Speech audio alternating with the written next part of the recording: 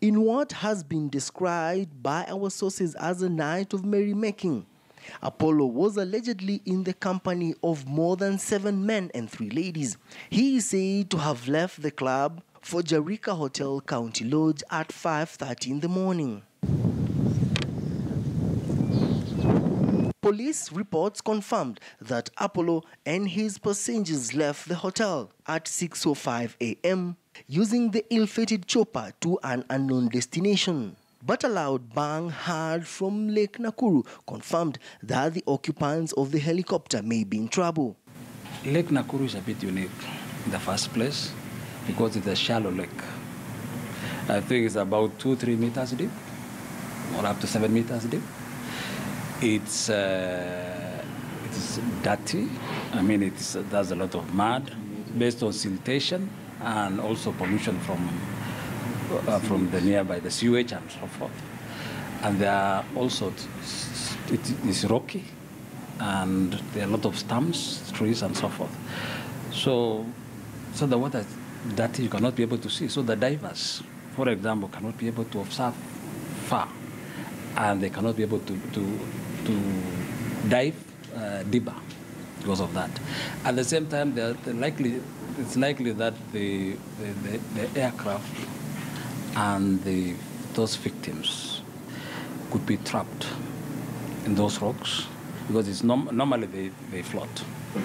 However, the sighting of those parts of the aircraft could have given a lead. I think among the reasons as to why there is that delay is because they are not able to figure out exactly. They are moving in a system that we normally call that they are moving blindly. They don't know exactly the dimension that the whole operation will take. That's the reason as to why maybe there is that delay, because as of the first day, maybe what they thought would come out the first day didn't turn out to be what they wanted exactly until sometimes 4 days ago. That's when they realized that they need people from the geology department to come and figure out exactly where the chopper could be. The rescue efforts that followed, according to security experts, was a circus. Experts say vital leads and procedures in the recovery were not followed. This was definitely the first time that such a tragedy had occurred on Lake Nakuru, and slowly the recovery process exposed various government institutions. The greenhouse,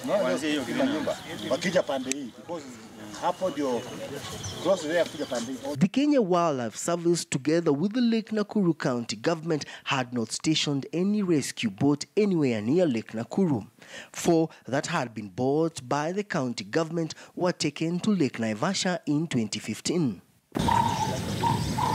Though the first responders, including journalists, arrived at the scene 2 hours after the crash, little could be done as vital equipment and a boat, which were availed, arrived 4 hours later.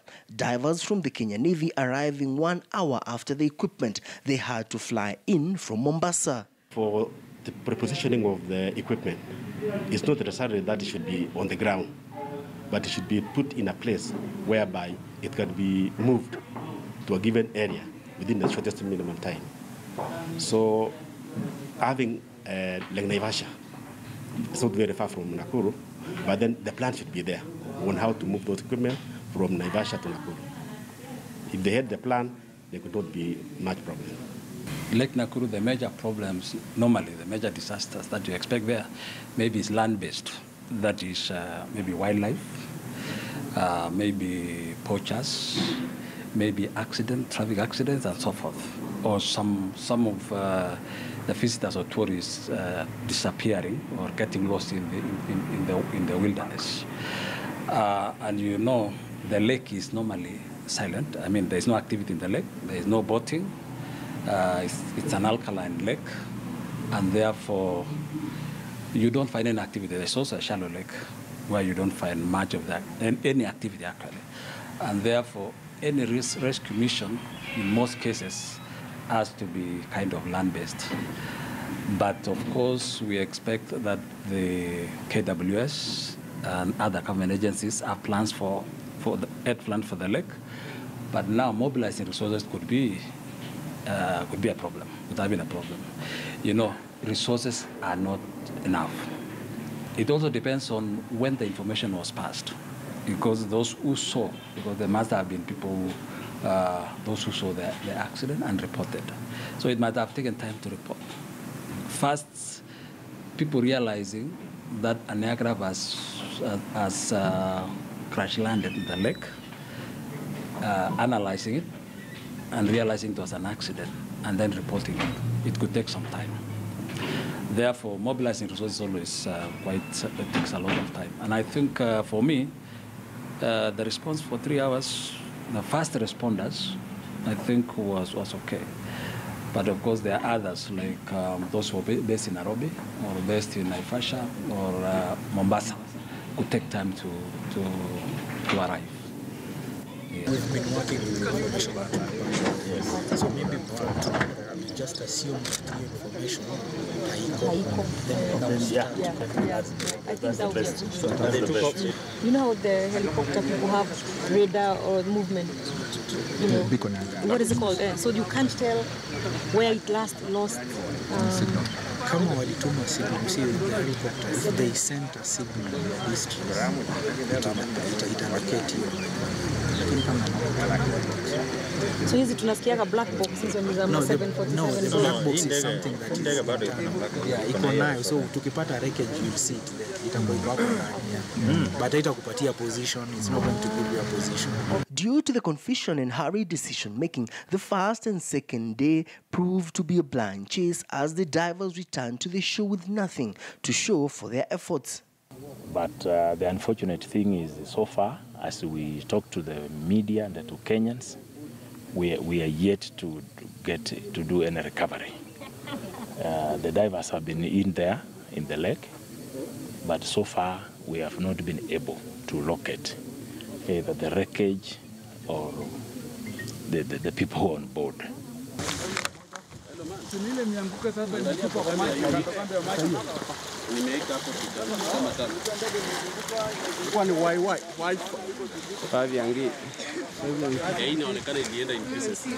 On Sunday, the 22nd of October, parts of the chopper were spotted in the lake following a joint operation by the Kenya Police Air Wing, Administration Police and the Kenya Wildlife Service. However, while all this was happening, no professional expertise was engaged as both the security officers and the public handled the chopper parts, with others even taking selfies with them and posting on social media. The moment some parts are interfered with, sometimes it is very difficult to try and figure out from which direction did that chopper came down. And once you cannot figure out exactly from which direction the chopper came down, it will be very difficult also to relocate, to locate where it is currently. Maybe those are some of the indicators to why maybe up to now they have not able to retrieve most of the bodies. Evidence the crime scene is preserved and marked. So the location, a GPS should have shown the location of those debris, and then wait for the experts to come and really study it before picking it, because they really need to look at the situation. How is this debris? Where does it face? Does it upside?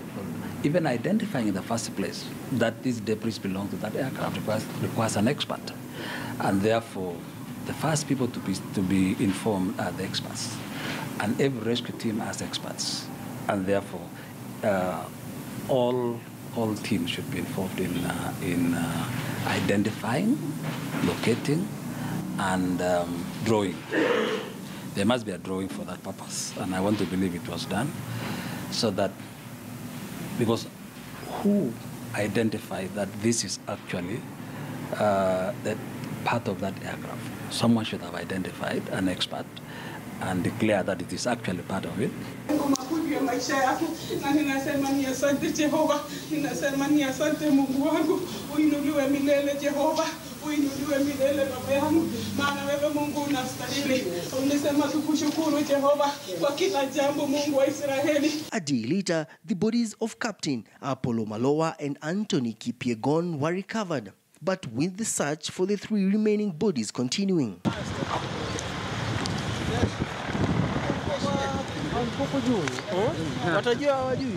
The recovery mission was becoming tougher for the victims' families.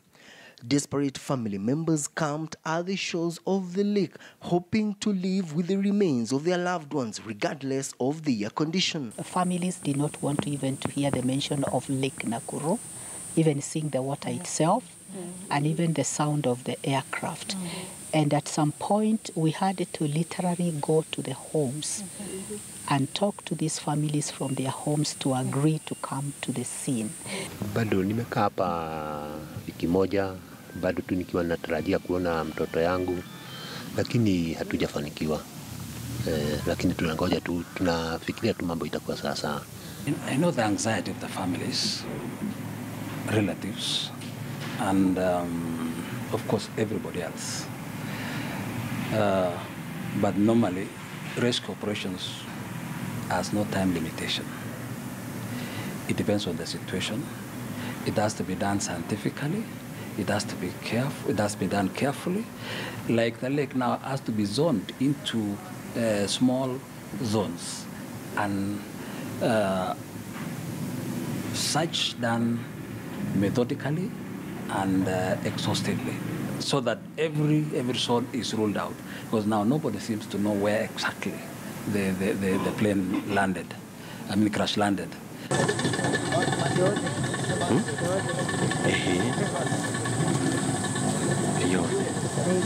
But every time an empty boat returned to land, the hopes that the 3 bodies had been found diminished.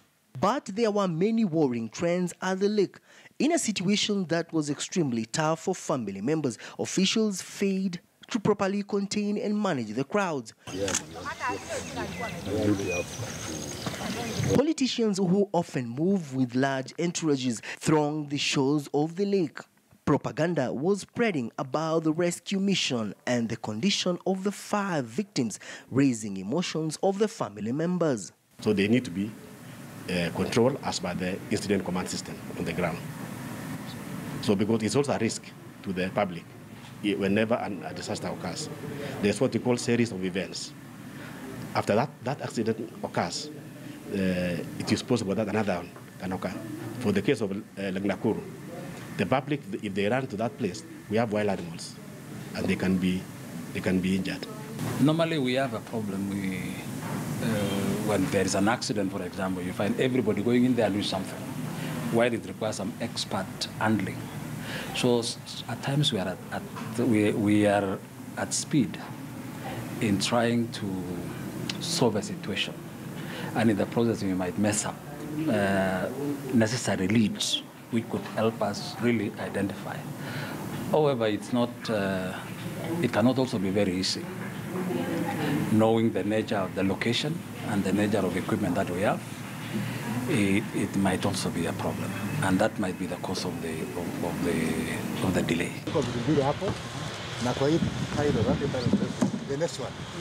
The fact that this was a joint operation by the military, Kenya Wildlife Service, Directorate of Criminal Investigation, Kenya Forest Service, and the National Police Service also proved to have its weaknesses.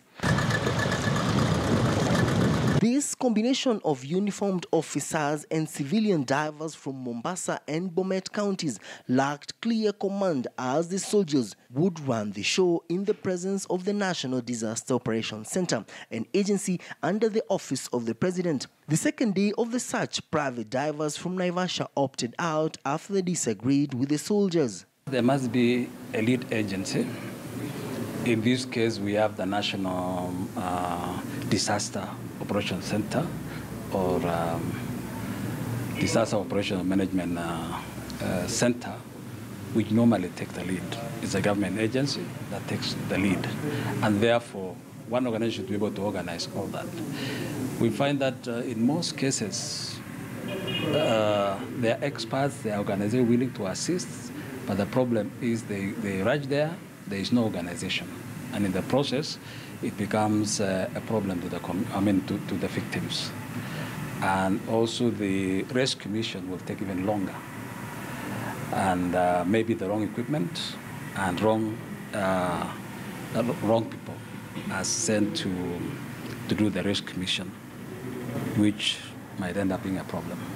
These are people who have never met before. We have the KWS, we have the firefighting department of the county government, we have the Kenya police. So unless, I think the best thing is that if it could have been an entity that has always been carrying out drills together, so that they know how to get in such like a situation, then they will be complementing each other, as opposed to when maybe, I'm not saying that it is there, but you might find that wherever a disaster like this one happens, instead of having a multi-agency approach that complements each other, they end up competing against each other, which is also a disaster by itself. The biggest undoing for that entity is the fact that it is not well structured currently as we talk. It is not in a position to carry out its activity in collaboration with other agencies, like for instance, the county entities, the police, the KWS, and maybe the Kenya Army. And I think that will be the best approach if at all it wants to realize its goal of mitigating. Another impending danger is the health condition of the divers, as some have already been treated of typhoid and skin diseases as a result of the contamination in the Silent Lake. Let us use modern science in trying to do these kind of things. There are remote-controlled sensors that can go deep into waters and murky waters like this. It's not the first time they're having an accident in murky waters. Let us hire the equipment, and let's not go back to the national government.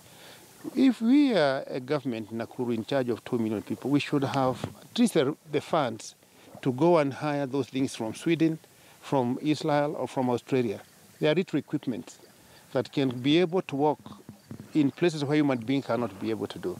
Because as we are now punishing the officers, keeping them here beyond 11 days in this typhoid-prone and malaria-prone environment and sewage dump. We are not being fair to their humanity also. That is my plea. Even as family and friends mourn the death of the 5 passengers that were in the ill-fated helicopter that crash-landed into Lake Nakuru, one thing is evident, that the disaster management docket in the country has once again been caught flat-footed, with the recovery mission entering its 3rd week. Victor Ogale, KTN News, for Behind the Headlines.